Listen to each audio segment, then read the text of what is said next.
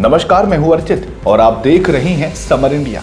तो चलिए रुक करते हैं इस खास खबर की ओर।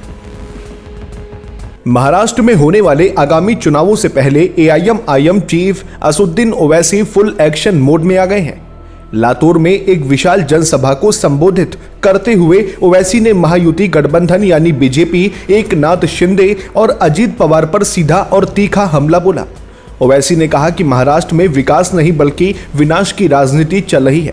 उन्होंने सत्ताधारी दल को ड्रामा कंपनी करार देते हुए कहा कि ये लोग जनता को सिर्फ और सिर्फ गुमराह कर रहे हैं। लेकिन सबसे ज्यादा चर्चा ओवैसी के उस बयान की हो रही है जिसे उनका सबसे बड़ा सियासी दांव माना जा रहा है।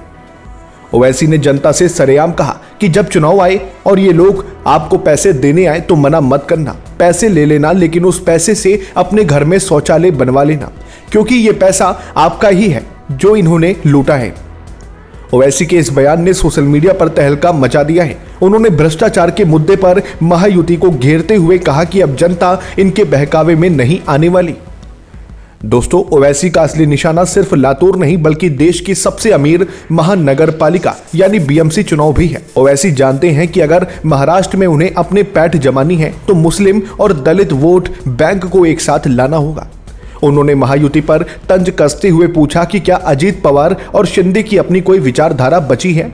उन्होंने साफ कहा कि महायुति की आपसी खींचतान ही उनके पतन का कारण बनेगी और इस बार पतंग यानी एआईएमआईएम का चुनाव चिन्ह बहुत ऊंची उड़ान भरेगी। ओवैसी ने केंद्र सरकार और राज्य सरकार को वक्फ बिल के मुद्दे पर भी जमकर खरी खोटी सुनाई। उन्होंने आरोप लगाया कि सरकार अल्पसंख्यकों के हक छीनने की साजिश कर रही है।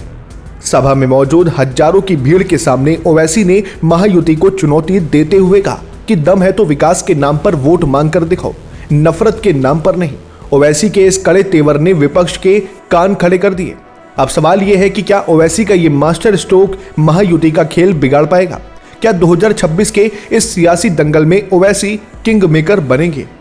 आपको क्या लगता है? हमें नीचे कमेंट बॉक्स में अपनी राय साझा करें।